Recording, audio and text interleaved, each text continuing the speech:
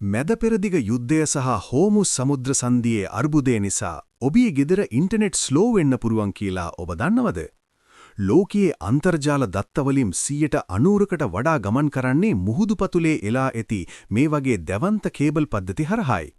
මැදපෙරදිග කලාපය කියන්නේ මේ කේබල් එකිනෙක හමුවන ප්‍රධාන මධ්‍යස්ථානයක්. යුදමය තත්වයන් නිසා හෝ හිතාමතා කරන කඩාකප්පල්කාරී ක්‍රියා නිසා මේ කේබල් එකකට හරි හානි වුණොත් මුළු ලෝකයේම දත්ත හුවමාරුව අඩාල වෙනවා. හානිය අලුත් වෙඩියා කරන්නත් මාස ගණනක් යන්න පුළුවන්. එතකොට අපේ දත්තවලට වෙනත් දිගු මාර්ග ඔස්සේ ගමන් කරන්න සිද්ධ වෙනවා. මේකෙදි ඇතිවන අධික තදබදය නිසා ලේටන්සි ඔබේ Facebook, YouTube සහ ගේමිං වේගය ගොඩක් අඩු වෙන්න පුළුවන්. ඒ විතරක් නෙවෙයි, තෙල් මිල ඉහළ යාම නිසා අන්තර්ජාල සේවා සපයන සමාගම්වල පිරිවැයත් වැඩි වෙනවා.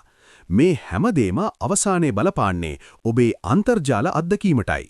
ලෝකයේ කොහේ යුද්ධයක් ඇති වුණත් ඒක අපේ තාක්ෂණික ජීවිතයටත් බලපාන හැටි දැන් පැහැදිලි ඇති.